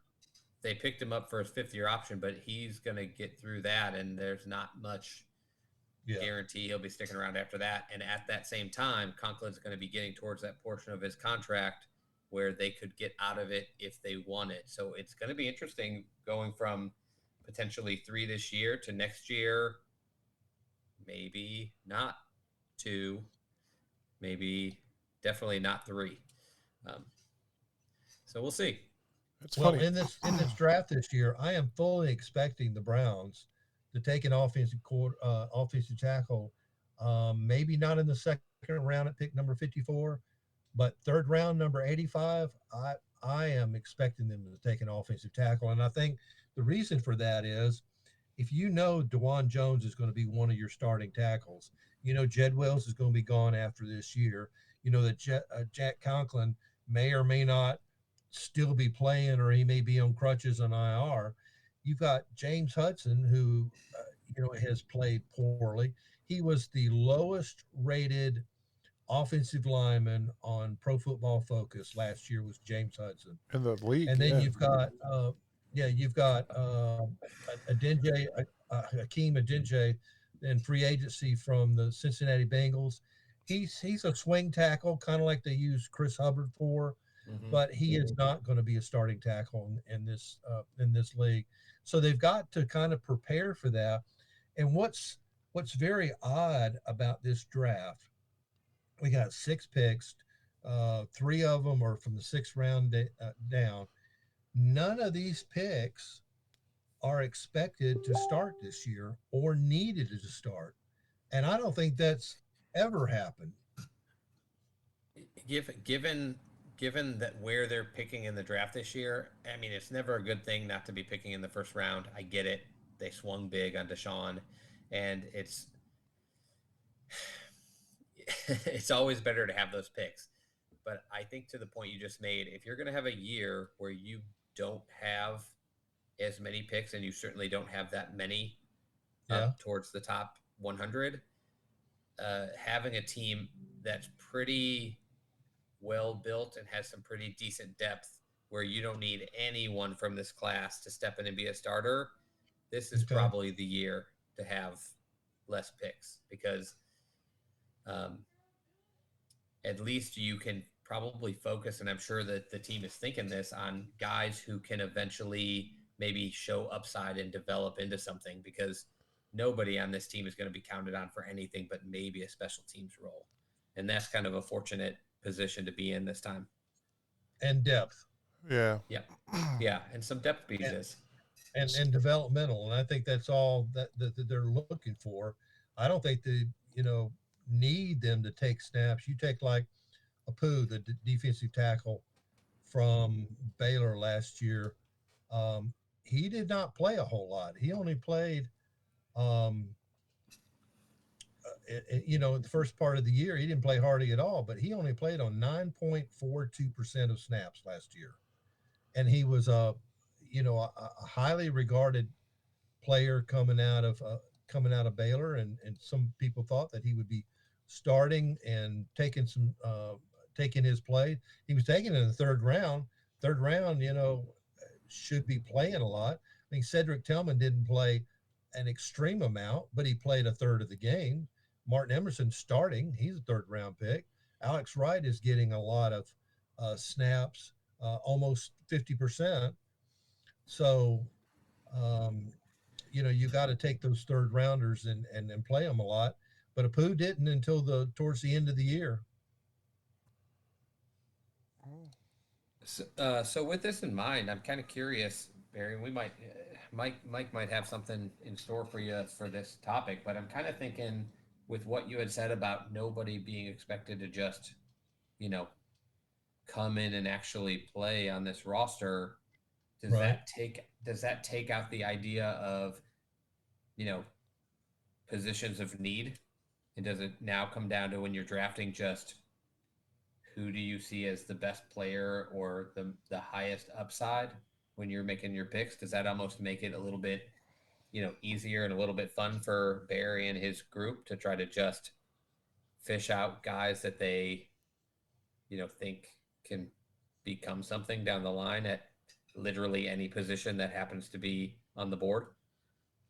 Honestly, I think that's a risk every general manager takes. And are you looking for somebody that's going to be elite for your team, or are you looking for somebody to fill a spot that is equal to what you had in there before or better? If that makes any sense. It's kind of hard to decipher that because they're college kids. That's another thing. They're kids. You know what I mean? That's a huge factor in the draft. We watched it with Baker Mayfield and his antics before. Um, Yeah. Johnny Manziel, Baker Johnny Mayfield. Manziel. Yeah, I mean, you got to take that, and that's a huge consideration as well. I mean, yes, these people are good in college, but did you guys watch that Johnny Manziel documentary where he said I did. he would show up to practices still drunk from the night before and still balled out? I had one person tell me a Yeah. story about watching that, and I was like, I don't think I can put myself through it. It's actually I really pretty good. should sit down and watch it. It's pretty good. But I was like, oh, I'm going to be so infuriated with him. Here, Yeah, Barry, I did an interview with Corey Coleman, who was the #1 pick in 2016, and my interview with him was why'd you drop 25 that damn questions. pass? Sorry. Yeah, 15 of them were about mental health, and he said he showed up drunk a lot. That could And ruin I you. asked It's him, I happening said, more than I thought. yeah, I said, did that happen with the Browns? He said, yep. I said, did it happen the entire time you were in the NFL? He said, yep. Wow. Well, our front office was in shambles in 2016, so I'd drink too, I guess. But Yeah, and still be drinking. yeah. Do you want to hear a funny story, Barry? I don't know if you've seen this graphic Yeah. that's been going around by the 33rd team about the Deshaun Watson trade. But this Okay. graphic pissed Chad off so much. Oh no. He was like legit mad. He went and researched every vivid detail of this graphic and proved it wrong. And it was great. That was probably the highlight of this year so far, is Chad pointing that out, and I people were. was so mad about that. He was I'm he was still annoyed legit by that. It's mad. still up. It's still all over the internet. It is. Yeah, And then I yeah, sent him yeah, like 2 days later. I sent him another thing from the 33rd team. I'm like, look at this. Did you look at it? Wow. Is that Bill Parcells draft class thing that he did? How Yeah. Bill Parcells graded his team or his drafts. Okay. There was a number value and a letter value of how he did it, and it's actually kind of cool. I might actually post that, or I'll send it to you if I could find it again. Yeah. But That was kind of a per player thing. It's his 9-point scale, which I'm sure you probably heard of, for how you grade a prospect. But then the part I wasn't so familiar with was like a letter category for like what type of player you were bringing in, whether it was like expected to be like a developmental guy or a guy who could play in multiple schemes versus a guy who's like has, you know, more set for something. Maybe a guy who has like not an all-around great player, but has like one or two just incredible athletic or redeemable traits. And so it was kind of interesting to see, you know, like this guy is a 7C or whatever. it was kind of cool. It worked for him, I guess. Yeah. But you guys stay tuned because I'm going to come up by the end of this season. I'm going to come up with some legitimate scoring system for how to grade a team's entire draft when it's appropriate, whether it be 3 years later, or maybe even more appropriate if I can be patient enough, 4 years, a full contract length into the draft. I'm going to come up with some way to to have a legitimate A, B, C, D, and F scale for how a team came out of the draft. That's fair. And then you would average it out. No, not per player, just per. I'm going to come up with some scale that says like your draft was an A if you hit these 5 criteria or something, and your draft was a B if you hit 4 of them, or some. Yeah. It's going to probably need to be worked and reworked, but I'm like set on some kind of like universal scale for how a draft grade can be a little bit more objective and less subjective. I would love to work on that with you. That'd be sweet. That'd be fun. Yeah, I think it'll be. Yeah, because you take like the 2007. Yeah, you come up with a 2017 draft when the Browns took Myles Garrett. They've got David Njoku, and those are the only 2 that are still with the Browns. And then Jabril Peppers, Larry Ogunjobi, and Zane Gonzalez are still playing in the league, just not with the Browns. But out of all those draft picks that they had, you take somebody like Myles Garrett, you could put like an A plus plus plus plus plus. Njoku is finally playing to an elite level, but all the rest, like Deshaun Kaiser and Howard Wilson and Roderick Johnson, you know, I think you would have to average that out, where you got all these A pluses and then all these D's and F's and C minuses, then do an average divided by how many players they took. Yeah, there's some way to do it where I think it'll come together, and it's going to be better than this player needed a defensive tackle, a tight end, and a linebacker, and they drafted a defensive tackle, a tight end, and a linebacker. So I guess an A. I'm hoping it'll be better than that. And I'm not just sure how... one guy base. Like, oh, the Kansas City Chiefs picked Patrick Mahomes, and that obviously couldn't have worked out any better. A. It's like, I guess you could go that direction because he's so good, but like, you know, there was 6 other picks after that. Yeah. I'd like to see more than one of them successful if you give an A. Yeah, I'm not sure how Andrew Berry addresses the draft. I don't know if he does by need or if he does best available, because you get like last year in the 3rd round, the first pick he took was Cedric Tillman, the wide receiver out of Tennessee. I thought the Browns wide receiver group was packed. They had 13 players before they drafted Cedric Tillman in the wide receiver room. But that was his very first pick. And the year before that, he took Martin Emerson. We had Greg Newsome and Denzel Ward, both first-round picks. Why did we need another cornerback that would come in? So I don't know if he picks by best available or need or a little bit both. He gives you vibes of best available, I think, based on some of the selections he's made.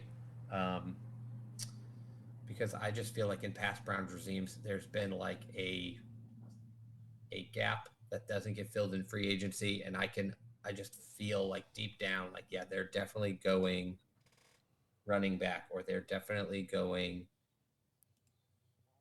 defensive lineman, or like whatever this one glaring position is that they're missing in the draft. But Barry does give you more shades of like, oh, I'm shocked he took a cornerback here. I feel like we have a pretty solid room. Right. And then you see the guy play and you're like, okay, well, probably didn't want to miss on that guy. But we'll see. Like I said, a big thing is when you're picking early, we haven't gotten to see a lot of 1st and 2nd rounders. And that's where that's where it's much more tempting, I think, to draft by need, because you can expect the person you take at that spot is stepping into a role.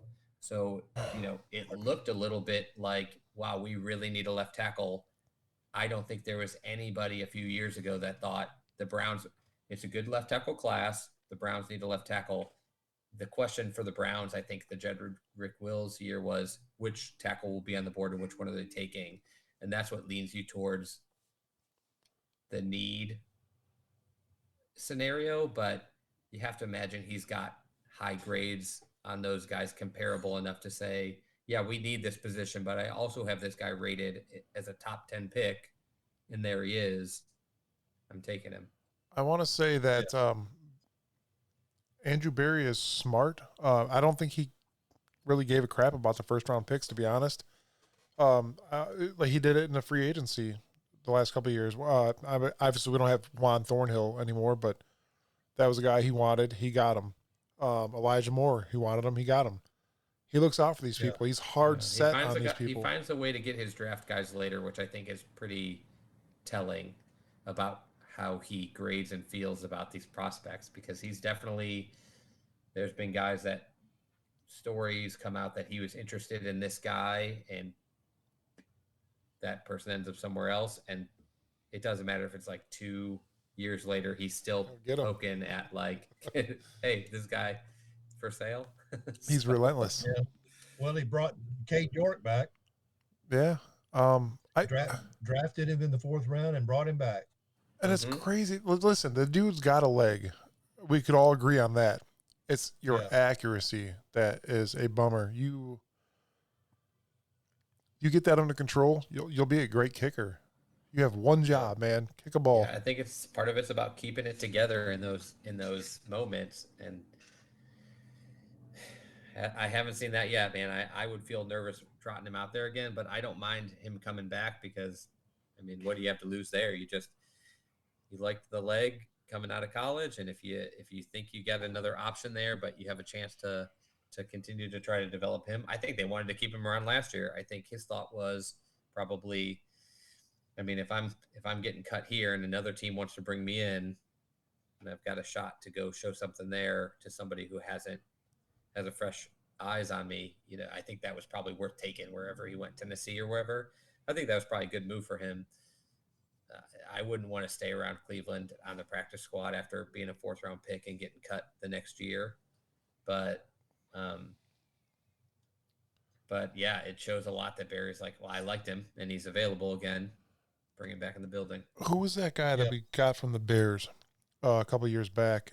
He blew the Bears' playoff chance and he was getting death threats and all that. Who was we brought him to Cleveland for a year and he failed here too. Oh, the one from Philadelphia. Oh, he came. Cody Parkey. That's it. Yeah, that guy, the Dinger. That's what his nickname was. The Dinger. Yeah. Oh man. Yeah. Well, I've interviewed a lot of kickers, and Matt Barr told me, he said, well, on any field goal play, the advantage is towards the defense. And I said, how's that? He said, well, you're playing 9 on 11. I said, what do you mean? There's 11 players on both teams. He said, well, on the defense, you got 11 people that can rush, but on the offense, you got a kicker and a holder, and they're not doing anything but kick and hold. You got to have 9 players block 11 on any field goal, any extra point. I had never thought about that before. Yeah, I guess it's just kind of a time game. Like, can you hold these guys long enough for this kick to get up? And now you've got super athletes like Myles Garrett jumping over the offensive line. The whole damn line. On the other side. You're like, oh my gosh, should he do that without making contact? Because I'm pretty sure that's illegal if you touch anyone. And it's like, wow, he cleared the center. But the halo rule for the center allows a center or the long snapper, to not have to lift his head up. And that's where the loophole is right there, because it used to be when a long snapper would snap it, he would move right up, because the first thing the defensive tackle would do is slam the long snapper in the head. But now the long snapper can keep his head down to make sure that he made a good snap. And so that allows that area that the long snapper would have stood up to make a block for somebody like Garrett who can leap, so high. We've seen all the YouTubes about how high he's got a vertical jump, and that's a loophole. So they need to start teaching their long snappers to lift their heads. Yeah, I would just jump off the dude's back right into the ball. So who do you like for them to take with their second round pick at number 54? So you guys had that big highlight on your boy Ladd McConkey. Oh gosh, come on. I no. I sent that to you as a funny. I didn't No send way. it. I'll take him. I'll take him. That what about that Keon Coleman kid out of Florida State, wide receiver?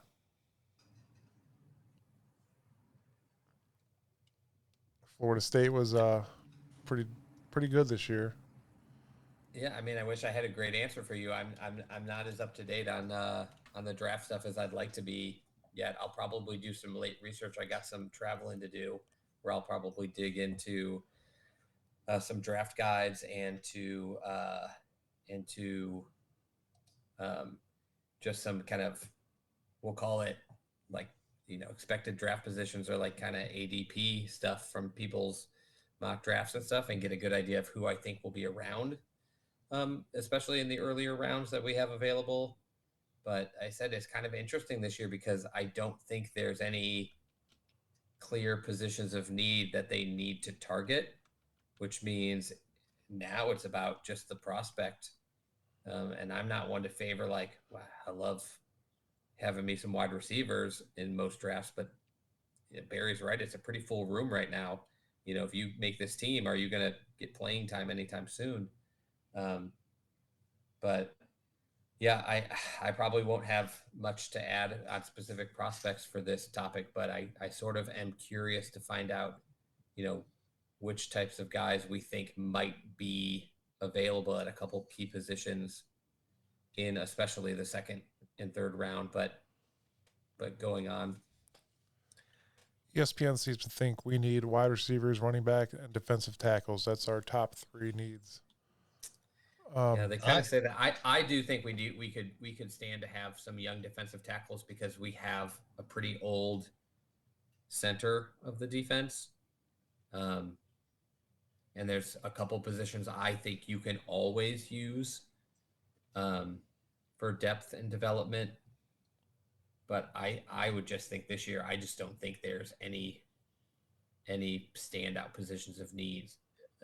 There's going to be future positions opening up, and I'm sure this team is playing checker or chess over checkers and looking at what open contracts do we have coming in. But I really do think they will take. I don't think they will regard anything about like those positions in need this year, and they're just going to be looking at like who are our best players who can make this roster in the future over some of the guys we have. Well, let's look at a couple of positions that there are some glaring needs. That, in fact, one of them is a starter need. One is tight end. We've got Njoku as the starter, and we've got Akins as the backup. But that leaves a space to grab somebody in a later round, like the third or the fifth round, to come in and take that third tight end position. But right now, there are only two starting linebackers out of three. We got JOK. We've got Jordan Hicks, which we signed from Minnesota. Hicks is an absolute tackling machine. He had 107 total tackles last year. In his last 5 seasons, he has eclipsed 100 tackles. In 2019 with the Cardinals, he had 150 tackles, total tackles. So there's Anthony Walker's replacement right there in the middle. You got JOK on the outside. Okay, that leaves a spot open for a linebacker. Now, on the roster right now is Tony Fields, a former fifth rounder.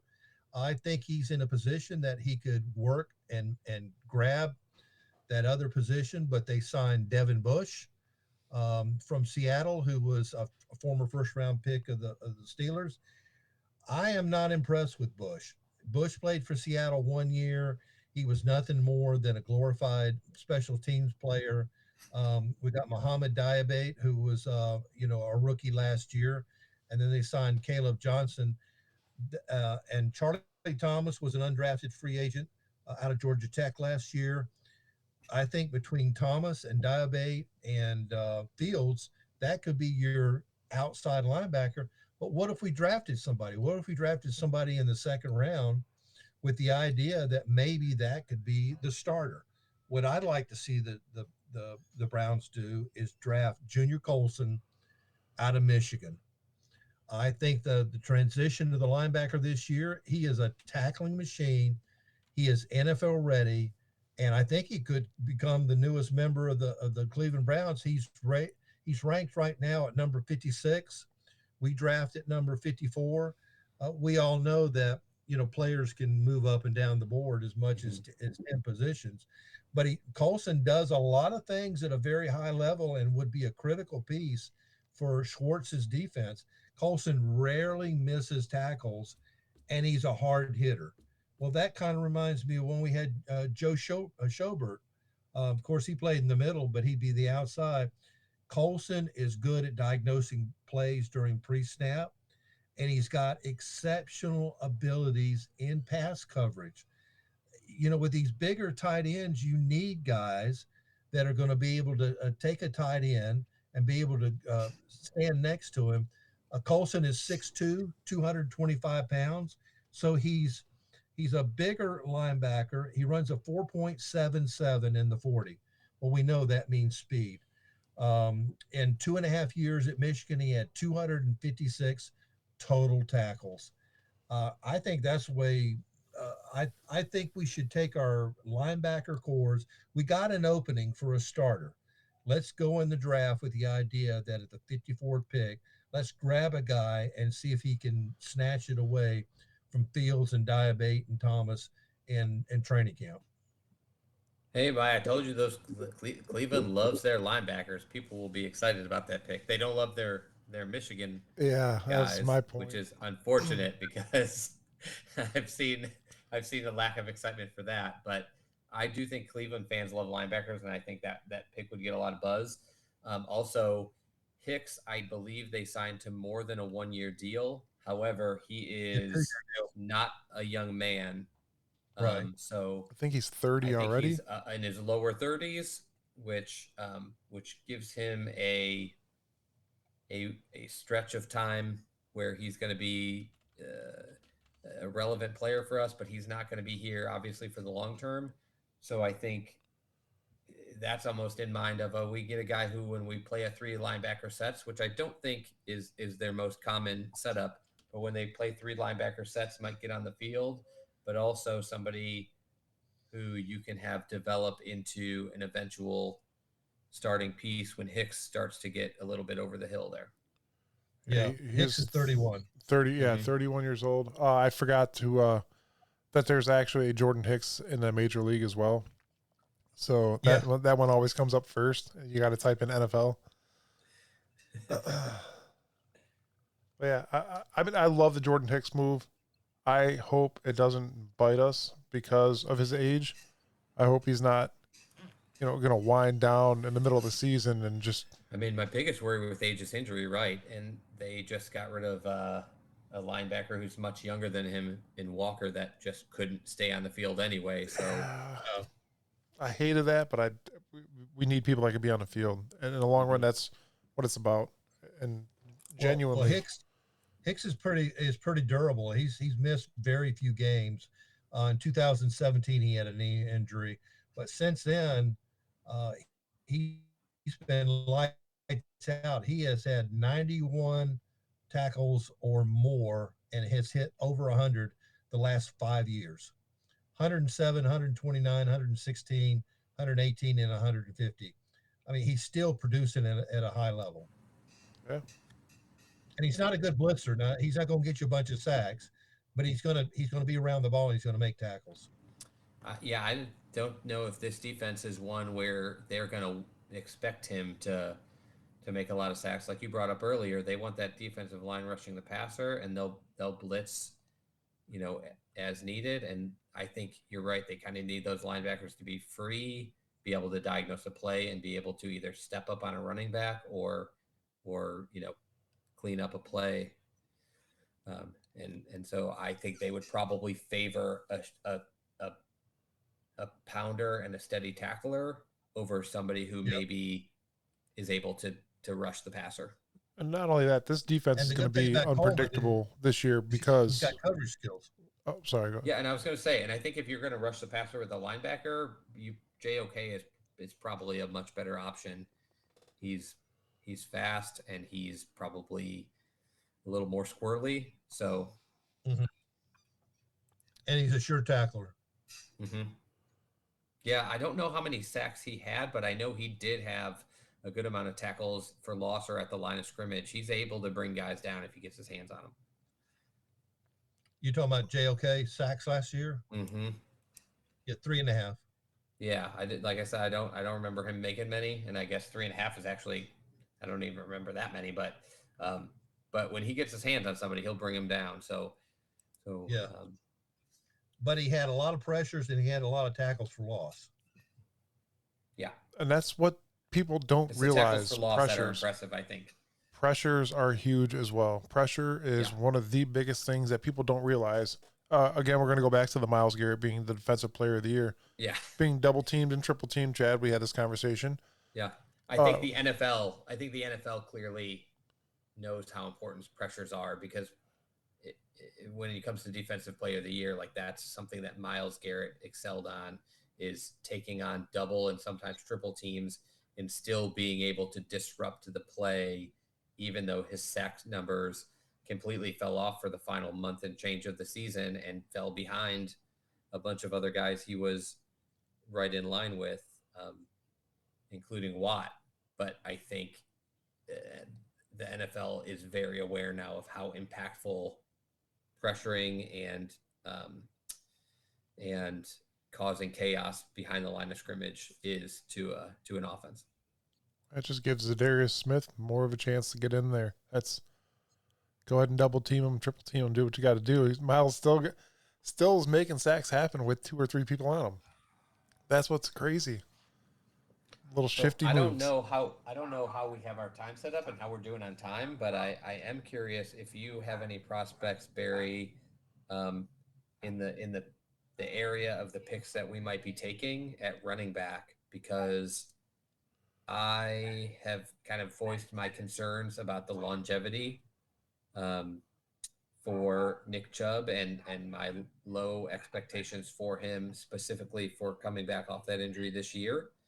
And like you said, Deontay Foreman, I agree with you, will be taking probably a bulk of kind of short yardage carries and early down carries, and then Ford is an okay piece and will probably stick around and have his fair share of carries this year. But I think they've got to be at least considering the idea that they need a young piece back there. The Foreman, I don't think is all that young anymore. I think he's got to be around like 27 years old or something like that.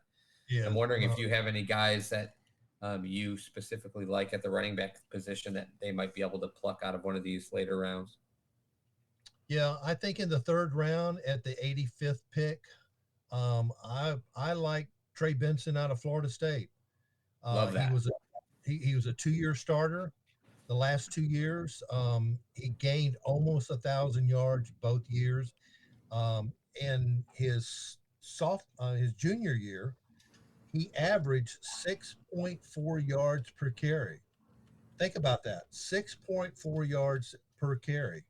Um, he scored 14 touchdowns last year, but he's got a decent as far as skills go, as far as his hands go. He's not a big receiver, and the Browns require their running backs to have good skills coming out of the backfield. Um, he's had only 33 catches in the last 2 years, but he is a exceptional blocker in the backfield. I think he'd fit right in. He is actually a home run hitter. Barry, do you He realize what we just did there? We both picked what's somebody that? not only from the ACC, but Florida State. Oh, right on. It was a good That team. Yeah, yeah, yeah, yeah, yeah, It was a pretty good team. yeah. So I think he'd be an excellent pick in the third round. Um, and like I said, he's a home run hitter right there. I think heading into this season, though, the Browns are still waiting to see when Chubb can return to the field, and when he does come back, what kind of running back is he? We know that running backs have got to have cuts and still have speed. They don't have Kareem Hunt anymore, to back him up. But Trey Benson is 6 foot, 216 pounds. He's a guy that can hit the hole. He's a north south runner, and he's a big back, and I think he's an elusive runner, and he can adapt to a more physical, decisive approach as a pro. Um, he only had really two seasons of collegiate wear and tear, so he's going to be fresh. He's very durable. He runs with good knee bend. He's got agility, and his contact balance um, is one of the best in collegiate football. He led one of the top five in yards after contact. Excuse me. He's just an explosive runner. Honestly, Uh, I'm a big advocate for that particular stat. Yak And I think yards. what makes it a little bit shaky. I mean, when you get up to six plus yards per carry, you're obviously doing something right. To me, differentiates guys who might come from a program where you're just not touched coming out of the backfield because maybe this offensive line is just dominant. But I love yards after contact and broken tackles, um, because I just think it gives you it equalizes where running back stands regardless of the offensive line and scheme they play in. yeah, Benson's yard after contact yak was 4.0. Yeah, that's incredible. Yeah, Yeah, you can't go that's wrong with awesome. that. Give it a shot. I I'm mean, excited about that one. I'm almost never the excited person about running backs because I just think we always think some running back is coming to Cleveland. Thank goodness we drafted Nick Chubb and we didn't have to talk about it for a pretty long time. But well, they said a lot I of got running backs aren't going until second, third, fourth round this I year. know, and a Trey Benson type I think is probably talented enough that in a past NFL where Yeah, running backs came off the board a bit earlier, he you're right. probably has no chance of sticking around later. But because the NFL insists on letting these guys, stick on the board and start getting picked in the second round and on, there's some talent to be had out there. Yeah, well, right now the Browns have six running backs under contract. 5 quarterbacks. Yeah, We're yeah. stacked. So, but Naheem Hines, even though he's listed as running back, he was signed to be a return man. That's what I gathered. Yeah. Yeah, and I'm wondering. I was trying who's my six. So I got Nicky Chubb, I've got Jerome Ford, I've got Pierre Strong Jr., we got Nyheim Hines, we got Deontay Foreman. Who am I missing? John Kelly. John Kelly. Isn't he on a practice squad? I mean, obviously we could elevate him. He's been up and down, but in January he signed a reserve future contract, Okay. which I think So he's sticking around then for a bit. Yeah, I think he signs one of those every year, and I think Pierre Strong's a good running back.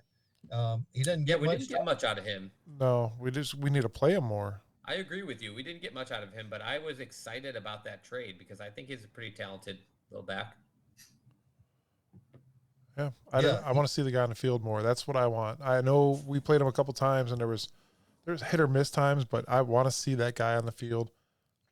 He's got the opportunity to make big plays. You got a good offensive line. That's our number one thing. I get into arguments over this as people say we have a crappy offensive line. I'm like, where have you been the last 15 years, dude? Right. A crappy offensive line. We're top 5. I would say, especially when it comes to running the ball, because the interior of our offensive line is pretty stellar. Yeah, and they were scouted and drafted and employed because they're run blocking, not because of the pass running. Getting back to Pierre Strong, he only played in 13.63% of snaps last year. But if you notice on punt and kickoff return, number 20 is making the tackle about every fourth play. That's pretty nice. I mean, that's a way to stick around a team, even if you're not getting on the field on offense. It's how to get noticed. Mm-hmm. Yeah, when it comes down to the coaches when it comes down to the coaches trying to make those final decisions in late August, there's always a handful of guys who could make the team. That is what is going to differentiate somebody when it comes And down to picking the last especially spot. especially since we brought Bubba Ventrone in, you've got to assign guys that are just for special teams. We had Matthew Adams last year, Mike Ford. They didn't play much on any defensive front at all, but they were special team studs, and that's why we brought Naheem Hines in, is to be a kick returner, and it's also why the team recently signed Caleb Johnson and Tony Brown. Tony And, Brown is a special teams ace. and hey, we can't get into the topic right now, and we've talked about it a little bit, but nice to have some guys who can potentially step in at kick returner now that the kick return is back, and is a relevant play again. Yeah, well, that's why they've kept James Prochet. Uh, Yeah. and I thought Jerome Ford was a good kickoff return man his rookie year, but I don't even see him listed as far as special teams anymore. But they got Elijah Moore and Pierre Strong as backups for either punt or Yeah. kick return. But Prochet is really the main kickoff return guy. But Hines has been brought in to run back kicks and run back punts. He's done a lot of kickoff returns. I think in college he did very little punt returns, but when he was with Buffalo, he started doing punt returns more.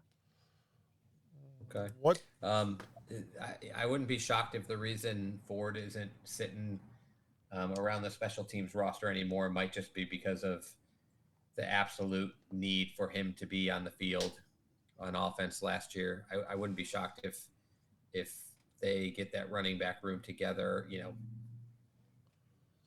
May the Lord bless us with a running back out of the draft, but I think that immediately puts Ford in a position where you can probably let him play special teams, and maybe even if not, if Foreman is taking a lot of carries and they start to get something out of these other guys, maybe you aren't Yeah. dreading those couple extra plays with Ford on the field on special teams, because there's just times where with your depth, when you lose a guy or two, you can't possibly expect to put other guys in a risky position, which Yeah. which special teams always has been. While we're on Yeah. the subject of special teams, I know it's not a big subject for a lot of people, but that Justin Hardy guy that we picked up from the Jets, he's a cornerback. Mhm. That guy is a special teams beast. I watched his highlights the day we drafted him, and he's getting almost every damn tackle. I'm like, all right, you go, boy. Like, that's what you want to do. And he's a cornerback. He's actually the guy that recovered the onside kick for Joe Flacco when they played the Browns and won that Yeah. game. They beat, man. Well, have you seen the new kickoff they're going to do? They're going to do the XFL kickoff. Yeah, now you have Yeah, to it's going to be announce awesome. if you're going to call an onside kick. The referee's got to go and tell the other team that, yeah, they're going to onside kick. Yeah. Well, what that does is it kind of reduces that you got to have these guys go down 30 yards.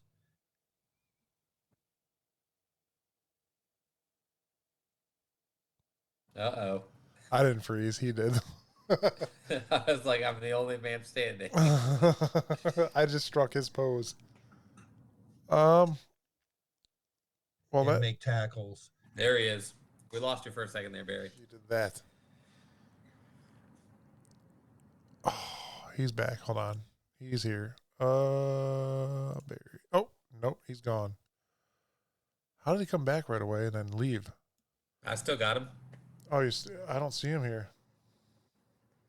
To everybody out there listening, Barry is appearing and disappearing on the screen. He's visible to me, but invisible to Mike. Yeah, you're just I'm the only wondering one. what. There he is. I can hear you. I don't see him at all here. Hold on. Mike does not see you. Can you hear him?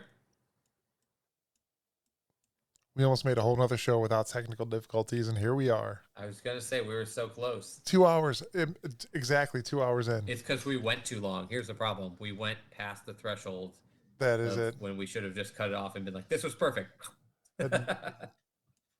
Come on. Let me close this. Hold on. Yeah. You can see him and everything and hear Barry, him. am I allowed to request a position, or do you just have a guy that you love somewhere? You don't have to take it. If you have a guy that if this position is not a position where you're like, oh great, I love somebody there and I want to tell you, I'll give you two to give you a little more leeway. I would love to have a little more depth and development at the safety position. And I also think that we have a defensive line that is going to be ready to go this year, but the interior is old. And I think having somebody to develop would be nice at that spot. This is a I bummer. think more on the interior. I think Shelby Harris is a bit old. Who do we pick up from the Jets? Has been around for a couple of years. We do have Siaki Ika. We do have some younger guys there, but it looks like there's Quentin Jefferson. It looks like we're looking for some turnover. We picked up a lot of guys who probably won't last more than a year here on the defensive line. Yeah, nothing's picking up on his end. There's no video or audio being picked up by Barry right now.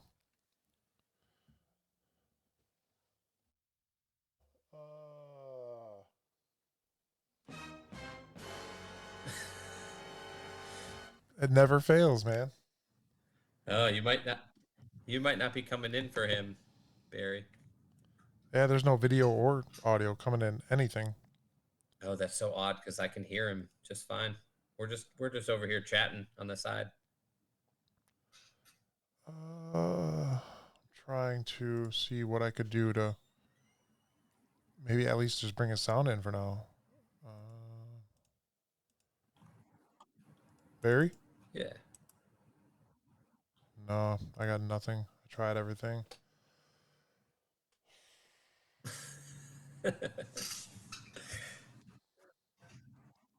Visually and audio are just gone. Well, I guess we're gonna end the show on a high note. Well, I guess Barry, we're calling it quits. The audio has stopped coming through. Just for him though, audio and video is gone.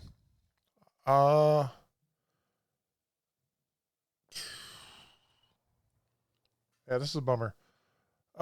If you guys are not following Barry, you could follow his page, Dawgs By Nature. They do a lot of writing. They're on Instagram, Facebook, Twitter, everything. They actually had their own site as well. It's dawgsbynature.com. Check them out there. Subscribe to them. Very knowledgeable people. They all know what they're talking about. Great news. Great read every time I read stuff from them. Man, what a bummer! Right at the end of the show, man. Yeah.